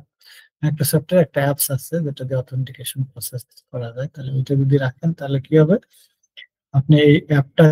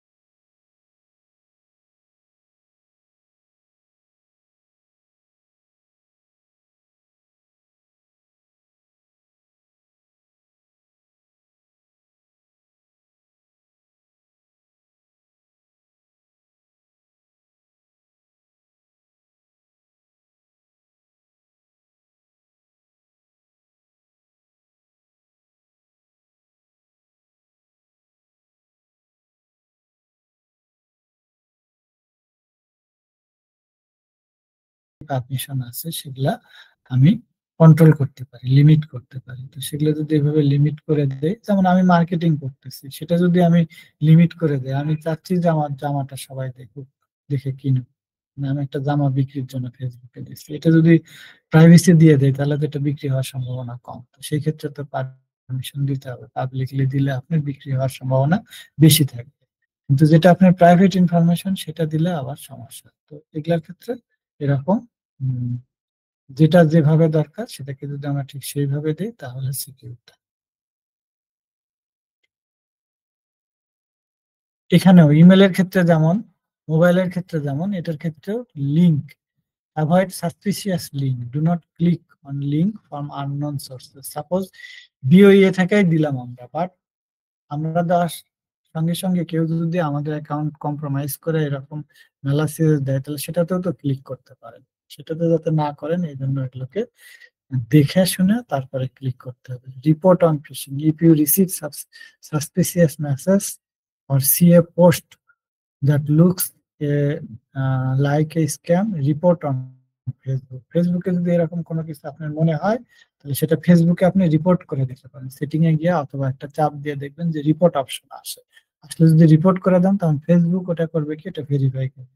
ভেরিফাই করে যদি রিয়েল এটা ফিশিং হয়, তাহলে সে সেটার এগেনস্টে ইয়ে নেবে, প্রোটেকশন নেবে, ব্যবস্থা নেবে, এটাকে রিমুভ করে দেবে বা যা করা দরকার তাই রিপোর্ট করে দিলে। আর যদি দেখে যে না আমরা ভুল করছি, ওটা ঠিক আছে, তখন ফেসবুক ওটা রেখে দেবে এবং আপনাকে যে আপনি যে রিপোর্ট করছেন আপনার একটা রিটার্ন একটা রিপোর্ট বা একটা মেসেজ পাঠিয়ে দেবে যে আপনি যেটা পাঠাইছিলেন তারা সেটাকে তারা রিভিউ করছে, রিভিউ করার পরে দেখছে যে এটা এরকম, এই জন্য তারা এটাকে রেখে দিচ্ছে, সমস্যা নেই। Update Facebook app and keep software up to date. ওই যে আগের সফটওয়্যারের ক্ষেত্রে বলছি, অপারেটিং সিস্টেমের ক্ষেত্রে বলছি, এটা হলো ফেসবুকের ক্ষেত্রে। তো ফেসবুকের ক্ষেত্রে কি, ensure you are using a latest version of Facebook app, কারণ ফেসবুকও ওই কাজটা করে যে লেটেস্ট ভার্সনটা অলওয়েজ সে ম্যালওয়্যারের এগেনস্টে প্রোটেকশন রেখেই আপডেট ভার্সন গুলো দেয়। Keep your web browser up to date, মানে ফেসবুক ইনস্টল করতে হলে তো প্রথমে আপনার একটা ডিভাইসের মাধ্যমেই করতে হবে, কাজে ব্রাউজারও সঙ্গে সঙ্গে আপডেট রাখতে হবে। Use antivirus software, install reputable antivirus software and keep it updated to protect your device from malware. Regular account review করবেন, কি করবেন, periodically review the list of device logged into your account. আপনার ফেসবুকটা গেলে লগে দেখতে পারবেন যে কোন কোন ডিভাইস থেকে কোথায় কখন লক করা হয়েছিল। সেটা যদি আপনার ল্যাপটপ মোবাইল থেকে আপনি করে থাকেন তাহলে কোনো সমস্যা নেই, যদি না থাকেন তাহলে আপনি সেটার এগেইনস্টে ব্যবস্থা নেবেন। কি করবেন যে আপনি পাসওয়ার্ড রিসেট করে দেবেন এবং পাসওয়ার্ড রিসেটের ক্ষেত্রে আপনার যে ডিভাইস গুলো আপনি সেটা রেখে বাকিগুলাকে রিমুভ করে দেবেন, অথবা সবগুলাকে রিমুভ করে দেবেন, দিয়ে আপনার যে নতুন পাসওয়ার্ড সেই পাসওয়ার্ড দিয়ে আপনি আপনার ডিভাইসে ঢুকবেন। Review account activity, regularly check your account activity for any suspicious account করবেন। তারপরে secure your email account, protect your email since your email is often use for password recovery. Ensure it is secured with a strong password and two-factor authentication. তো যেটা বলতেছিলাম যে আপনার ইমেলকেও update রাখতে হবে, কারণ আপনি ইমেলের মাধ্যমে অথবা ফোনের মাধ্যমে ফেসবুকটা ওপেন করা হয়েছিল, এবং এটা যদি আপডেট না থাকে তাহলে আপনি রিকভার যখন করতে যাবেন তখন তো এটা নিয়ে সমস্যা হতে পারে। অর্থাৎ এটাতে আপনার অ্যাক্সেস থাকতে হবে, আপ টু ডেট পাসওয়ার্ড থাকতে হবে এটাকে করার জন্য। আর মাল্টিফ্যাক্টর বা টু ফ্যাক্টর অথেন্টিকেশনের কথা তো বললামই। তারপরে হলো educate yourself, stay inform, keep up to date with the latest cyber security threat best practices. Facebook's help center provide useful security tips and updates. Facebook আপনাকে কি করতে হবে সে টিপস দেয়, আর যেগুলা সম্পর্কে জানতে হবে। আজকে আমাদের এই প্রোগ্রামটা আসলে যে এডুকেট ইয়োরসেলফ, মানে আমাদের নিজেদের শেখার একটা প্রোগ্রাম আজকে আমাদের এটা। তো এইটা আমার 8 নাম্বার যেটা আছে, educate yourself. Use trusted device. Vacation on public computer. Avoid logging into your Facebook account from public or share computer. Share computer, অনেক সময় অফিসে শেয়ার কম্পিউটার থাকে, অফিসে যদি কেউ লগ ইন করে তারপর আপনি চলে গেলেন আরেকজন এসে বসলো, তখন সে ফেসবুকটা ওপেন থাকলে পেয়ে যেতে পারে। যেটা পাবলিক, যেটা বলতেছিলাম যে অনেক সময় পাবলিক ওয়াইফাই ইউজ করে ব্যবহার করা হয়।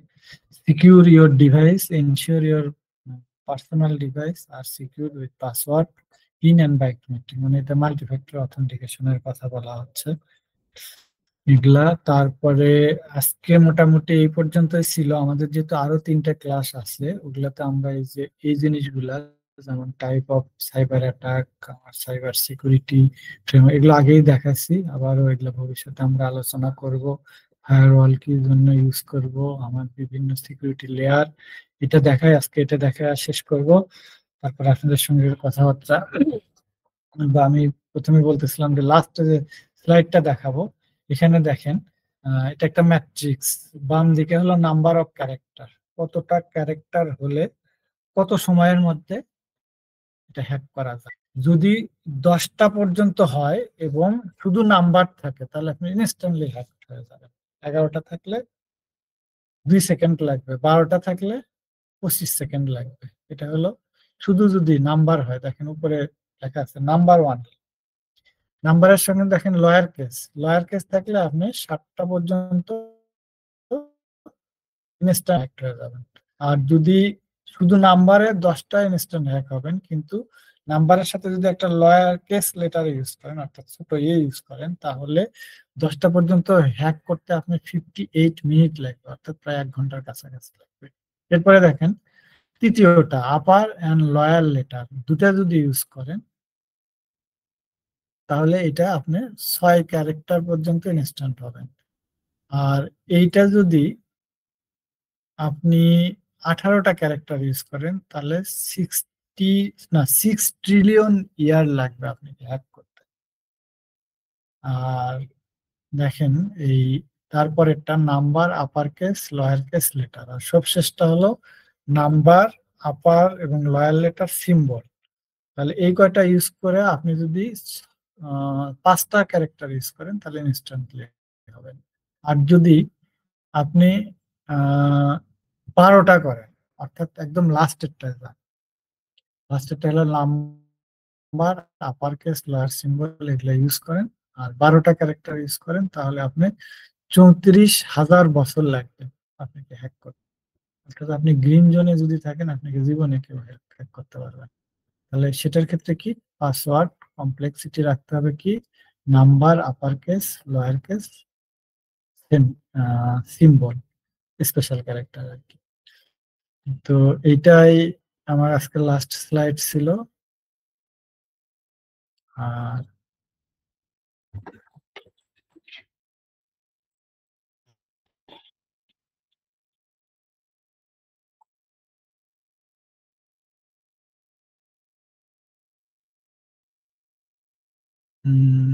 এখন দেখতেছি 12, 13, 14, 15, 16, 17, 18 জন আছেন আজকে। মনে হয় খুব বেশি পার্টিসিপেন্ট ছিল না কোনো কারণে। এখন আমি তো বললাম প্রায় 1-1.5 ঘন্টার কাছে, 1.5 ঘন্টা একটু কম, মানে 1 ঘন্টার কিছু বেশি। এখন আপনাদের কাছে শুনি যে আহ, সবগুলা কি আপনার আহ, জানা ছিল, অর্থাৎ মানে নতুন কিছু আসছে বা শিখতে পারছেন, বা কোনো হেল্প হবে মনে হয়? জি স্যার, হেল্প হবে স্যার। জি। সবগুলো আমাদের জানা ছিল না স্যার। আমাদের মোটামুটি অনেকগুলো জানা ছিল। সাইবার সিকিউরিটি সম্পর্কে স্যার আমরা মোটামুটি কিছু নতুন কিছু আইডিয়া পাইলাম, ধারণা আমাদের অনেক কিছু হইলো স্যার। যেমন ইমেইলের ক্যারেক্টার, পাসওয়ার্ড, পিন নাম্বার, যেগুলো ছিল স্যার, এগুলো মোটামুটি আমরা জানতে পারছি স্যার নতুন করে ভালোভাবে। না, আমি আসলে টিচার না, আমাকে স্যার বলার দরকার নেই। আমি বেসিক্যালি আপনার এই যে যেটা অনলাইন এন্টারপ্রেনার অ্যাসোসিয়েশন আছে, এই অ্যাসোসিয়েশনের একজন মেম্বার। তো এইখান থেকে আর আমি প্রফেশনালি প্র্যাকটিস করি সাইবার সিকিউরিটি। তো এই জন্য এটার উপরে মাঝে মধ্যে কথাবার্তা বলি, যাতে এই অনলাইন এন্টারপ্রেনাররা সিকিউর থাকে। তাহলে এখন বলেন। আর জি, আচ্ছা, মানে যেটা বলতে চাচ্ছিলাম যে আজকের যে লেকচারটা শুনলাম আপনার কাছ থেকে, এরকম গোছানোভাবে আসলে কখনো জানা হয়নি। হয়তোবা নিজে সোশ্যাল মিডিয়া ব্যবহারটা, যে টু ফ্যাক্টর অথেন্টিকেশনটা ব্যবহার করি, বা সাইবার সিকিউরিটির ব্যাপারে আমাদের যেরকম ওয়াইফাই আমরা যেখানে সেখানে ব্যবহার করছি, সেই ক্ষেত্রে আমাদের যে ইনফরমেশন গুলা বাইরে চলে যাচ্ছে, সে ব্যাপারে আমরা মনে করি যে ডেটা তো যাচ্ছে না, একটু ফ্রি ওয়াইফাই কিন্তু এটা আসলে আমাদের ইনফরমেশন গুলো আমরা তাদের হাতে তুলে দিচ্ছি, হ্যাকারদের হাতে বা যারা হচ্ছে ফ্রি প্রোভাইড করছে ওয়াইফাই তাদের হাতে, যেখানে আমাদের অনেক ক্ষেত্রে অনেক ক্ষতিও হয়ে যেতে পারে, যেটা হয়তো বা আমরা শুরুতে বুঝতে পারি না, কিন্তু যখন আমাদের কোনো ইনফরমেশন লিক হয় বা কিছু হয় যেটা অনেক বেশি, যেটা আমরা পাবলিকলি করতে চাই না, তখন আমরা হয়তো টের পাই। যে কারণে এই অ্যাওয়ারনেসটা খুব দরকার। আর সাইবার সিকিউরিটি ল যে বিষয়টা, সেটা নিশ্চয়ই আমরা পরবর্তী পার্টে পাবো, তাই নয় কি? হ্যাঁ, মানে আমার এখানে আমি এইভাবে সাজাইছি যে থার্ড ক্লাসে আমরা ওটা আলোচনা থার্ড হবে। ক্লাসে পাবো। আচ্ছা, মানে এভরি ফ্রাইডেতে তো ক্লাসগুলো হচ্ছে, তাই না? মানে এগুলো জি তো জি, পরবর্তীতে এখন পর্যন্ত এরকমই সাজানো আছে। আচ্ছা। আর যদি আমরা জি বলেন। আমরা ওই শীটটা কি পাবো? মানে খুব সুন্দর একটা শীট, যেটা হচ্ছে অনেকগুলা ফাংশন আমরা হয়তো ভুলে যাই, তখন আমরা স্টেপ বাই স্টেপ হয়তো দেখতে পারবো। অথবা ইউটিউবে দেখে হয়তো অনেক সময় আমরা ট্রাই করি, বাট অনেক কিছু হয়তো মনে থাকে না বা বুঝতে পারি না। আচ্ছা ঠিক আছে, এটা আমি বিভিন্ন ফরম্যাটে দিয়ে দেব। প্রথমত এখন যে লেকচার আমরা ডাউনলোড করার অপশনটা দিলেই হবে। জি, জি। হৃদয় আমাদের ইয়ে করে দেবে, এটা আবার আপনারা শুনতে পারবেন, ওখানে আর পাবেন। খুব ভালো হয়েছে, খুব ভালোভাবে আপনি লেকচার মডিউলটা তৈরি করেছেন, যেটা আমরা যারা অনলাইন বিজনেস করি বা অনলাইন প্র্যাকটিস করছি বা সাইবার সিকিউরিটি নিয়ে জানানোর জন্য, সেটা আমাদের জন্য আমি মনে করি যে সবার জন্য খুব উপকারী হবে। Thank you so much. Welcome. আর কারো কিছু কি জানার আছে? জি জি, আসসালামু আলাইকুম। ওয়ালাইকুম আসসালাম। আমার একটু জানার ছিল, সেটা হচ্ছে আপনি ওই যে বোধহয় আগেও ছিলেন, হ্যাঁ? জি জি জি, আমি আগেও ছিলাম। আচ্ছা, আপনি কি মনে করেন? আপনি ওই অপারেটিং সিস্টেমে ওই যে উইন্ডোজ ডিফেন্ডার ছিলেন, ওইখানে বিট লকারটা আসলে কি এটা বিট লকার ছিল মেবি। জি জি জি জি, ওটা কি মানে উইন্ডোজের সঙ্গে থাকে না আলাদাভাবে ডাউনলোড করে নিতে হয়? সঙ্গে থাকে। সঙ্গে থাকে না? সঙ্গে আচ্ছা থাকে। আচ্ছা আবার অনেক সময় যদি ওই ইনস্টলেশনের সময় বাদ দেয় তাহলে থাকবে না, কিন্তু বাই ডিফল্ট থাকে। আচ্ছা আচ্ছা। না ওই দেখা যায় যে আমি আমার কম্পিউটারে ক্যাসপারসি ইউজ করি, প্লাস অনেক সময় দেখি যে ওই উইন্ডোজ ডিফেন্ডারটাও অন থাকে। আচ্ছা আচ্ছা, হ্যাঁ, রাখতে পারেন। কাসপার স্কাই করলে খারাপ না, ওটা সুন্দর, মানে খুবই ইউজার ফ্রেন্ডলি। জি জি জি আর এটা রাশিয়ান, তো রাশিয়ান দেখা যাচ্ছে আবার তারা আবার এটার প্রতি ইয়া বেশি। আবার এই কিছুদিন আগে দেখলাম যে ইউএসএ তে সম্ভবত এটাকে ব্যান করে দিয়েছে, বাট আমাদের দেশে বেশি চলে। আমি বেশ ব্যবহার করি প্রায় 5 বছর, ভালো এটা। হ্যাঁ, মানে সবচেয়ে ইউজার ফ্রেন্ডলি কাসপার স্কাই। বললেন থ্যাংক স্বামী, ওয়েলকাম।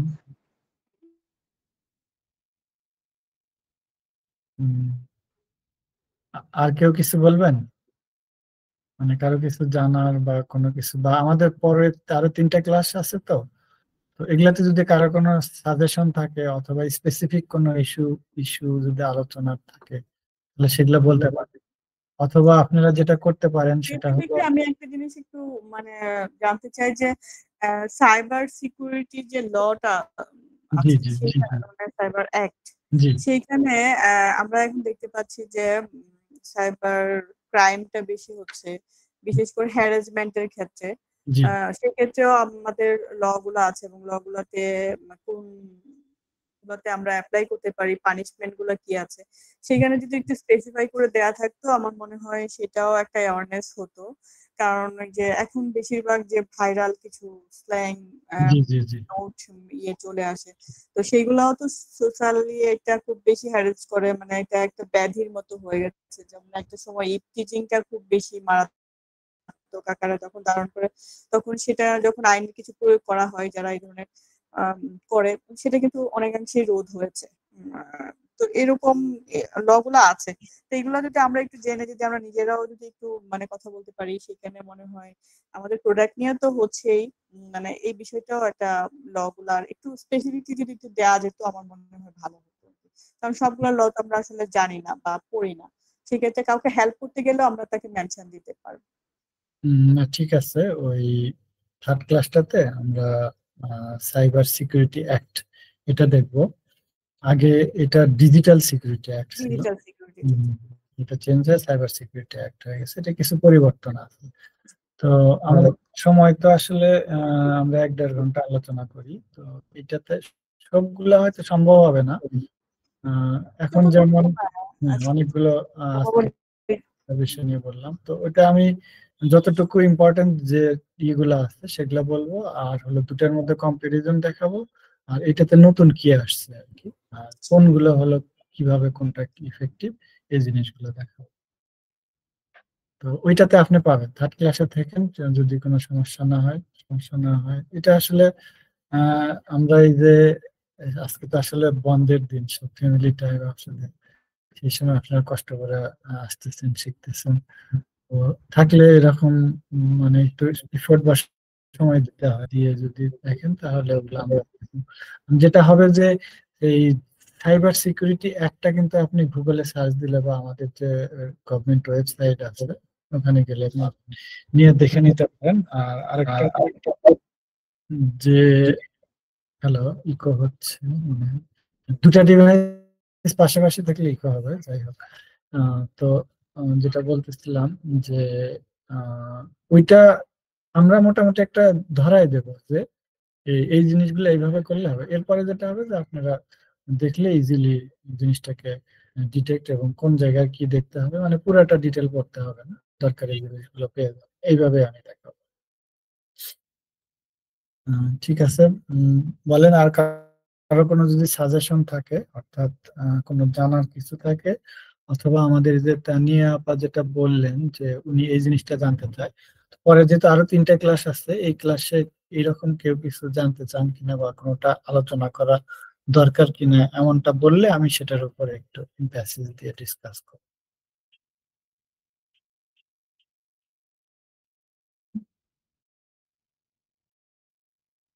তো আমার মনে হয় সবার সময় শেষ হয়ে গেছে, আর কেউ কিছু বলতে চান না, তাহলে না হলে আমরা শেষ করে দিতে পারি। ঠিক আছে স্যার, নেক্সট ক্লাসে দেখা হবে তো আপনার সাথে। জি, thank you. Okay, thank you. আসসালামু আলাইকুম, thank you sir.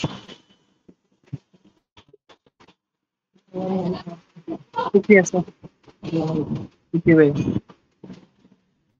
Yes, G sir, আসসালামু আলাইকুম স্যার, ভালো থাকবেন। thank you.